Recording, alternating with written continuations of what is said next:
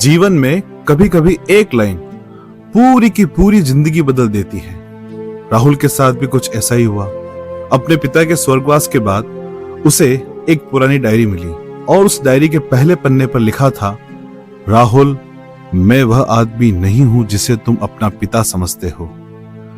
बस एक लाइन और राहुल के मन में सैकड़ों सवाल खड़े हो गए। आखिर उसके पिता कौन थे? उन्होंने यह बात पूरी जिंदगी क्यों छुपाई? और डायरी के अगले पन्ने पर ऐसा क्या लिखा था जिसे पढ़कर राहुल की आंखों में आंसू रुकने वाले नहीं थे? अगर आपने इस कहानी का पहला भाग नहीं देखा है तो उसका लिंक डिस्क्रिप्शन में है, क्योंकि वहां से शुरू होती है इस रहस्य की पहली परत।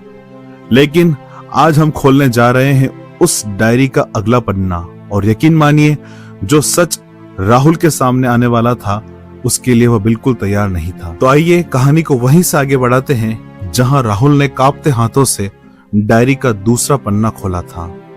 जब उसने दूसरा पन्ना खोला, उसकी धड़कनें इतनी तेज थी कि उसे अपनी ही सांसों की आवाज सुनाई दे रही थी। पन्ने पर लिखा था, बेटा, अगर तुम यहां तक पहुंच चुके हो तो अब समय आ गया है कि तुम वह सच जानो जिसे छिपाना मेरे जीवन की सबसे बड़ी मजबूरी थी। लेकिन आगे पढ़ने से पहले मैं चाहता हूं कि तुम एक बात हमेशा याद रखना, सच्चाई चाहे जो भी हो, मेरा प्यार तुम्हारे लिए कभी झूठा नहीं था।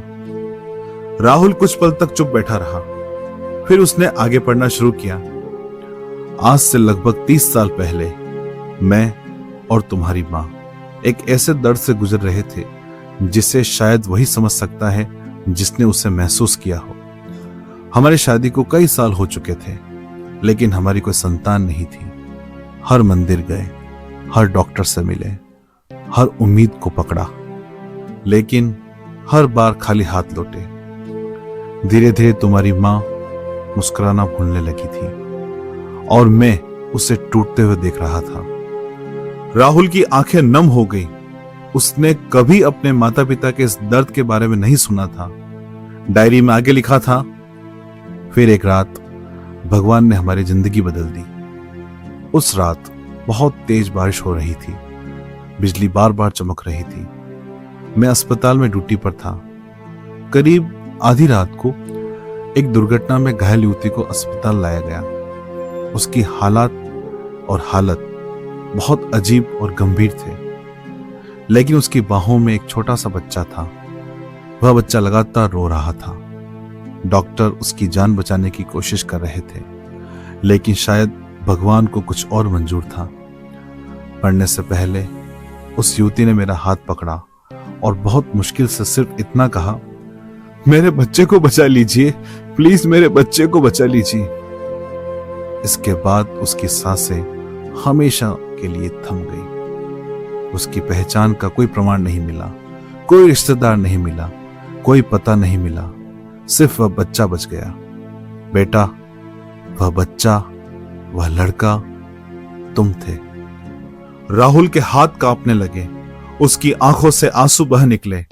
उसने फिर से वह लाइन पढ़ी। शायद उसे विश्वास नहीं हो रहा था, लेकिन डायरी के शब्द नहीं बदल रहे थे। वह सचमुच गोद लिया गया था। कुछ देर बाद उसने आगे पढ़ना शुरू किया। बेटा, जिस दिन मैंने तुम्हें पहली बार अपनी गोद में उठाया, मुझे नहीं पता क्यों, लेकिन मुझे लगा जैसे भगवान ने मेरी खाली झोली भर दी हो। जब तुम्हारी मां ने पहली बार तुम्हें देखा तो कई साल बाद तुम्हारी मां के चेहरे पर मुस्कान आई थी। उसी दिन हमने फैसला कर लिया कि अगर कानून अनुमति देगा तो हम तुम्हें अपना बेटा बनाएंगे, और कुछ महीनों बाद तुम हमारे घर आ गए। राहुल की आंखों के सामने बचपन की यादें घूमने लगी। पिता की उंगली पकड़कर स्कूल जाना, साइकिल चलाना सीखना, पहली नौकरी मिलने पर पिता का गर्व से मुस्कुराना, सब कुछ। डायरी में आगे लिखा था, मैं जानता हूं आज यह सच पढ़कर तुम्हें झटका लगा होगा, लेकिन एक बात याद रखना, पिता बनने के लिए खून का रिश्ता जरूरी नहीं होता। प्यार, त्याग और जिम्मेदारी इंसान को पिता बनाती है। यह पढ़ते ही राहुल रो पड़ा, क्योंकि उसे एहसास हो रहा था कि जिस आदमी ने उसे पालने के लिए अपना पूरा जीवन लगा दिया था, वह उसके लिए किसी भी जन्म देने वाले पिता से कम नहीं था। लेकिन तभी उसकी नजर अगले पैराग्राफ पर गई और उसकी धड़कन एक बार फिर तेज हो गई, क्योंकि वहां पर लिखा था, लेकिन बेटा, अगर कहानी सिर्फ इतनी होती तो शायद मैं यह डायरी कभी नहीं लिखता। राहुल तुरंत आगे पढ़ने लगा। तुम्हारे अतीत से जुड़ी एक और चीज मेरे पास है, एक ऐसी चीज जिसे मैंने वर्षों तक छिपा कर रखा। राहुल की आंखें पन्नों पर टिक गई। जिस रात वह युवती अस्पताल लाई गई थी, उसके गले में एक छोटा सा लॉकेट था। मरने से पहले उसने वह लॉकेट मुझे दे दिया और कहा, अगर कभी मेरा बेटा बड़ा हो जाए तो यह उसे दे देना। राहुल की सांसें थम गई और उसने आगे पढ़ना शुरू किया। डायरी में आगे लिखा था, मैंने वह लॉकेट आज तक संभाल कर रखा है। वह लॉकेट मेरे पुराने बैंक के लॉकर में रखा है और लॉकर का नंबर 7 है। ध्यान रखना, 7 नंबर के लॉकर में वह लॉकेट रखा है। राहुल तुरंत कुर्सी से उठ खड़ा हुआ। उसका दिल तेजी से धड़क रहा था, लेकिन तभी उसकी नजर अगले शब्दों पर पड़ी। वह फिर बैठ गया, क्योंकि नीचे लिखा था, लेकिन उस लॉकेट को देखने से पहले तुम्हें एक बात और जाननी होगी। राहुल ने तेजी से पढ़ना शुरू किया। कुछ साल पहले एक आदमी मेरे पास आया था। उसने तुम्हारी एक पुरानी तस्वीर देखी और तुम्हें देखकर वह बुरी तरह घबरा गया। उसने मुझसे सिर्फ एक सवाल पूछा, क्या यह लड़का अभी भी जिंदा है? राहुल की रीढ़ में सिहरन दौड़ गई, उसके पूरे शरीर में सिहरन दौड़ गई, उसका रोम रोम खड़ा हो गया और उसने डायरी में आगे पढ़ना शुरू किया। डायरी में आगे लिखा था, जब मैंने उससे पूछा कि वह कौन है तो वह बिना जवाब दिए वहां से चला गया। लेकिन जाते जाते उसने एक बात कही जिसने मुझे कई रातों तक सोने नहीं दिया। राहुल की नजर अगले वाक्य पर टिक गई। उसमें लिखा था, उसे सच कभी मत बताना वरना बहुत देर हो जाएगी।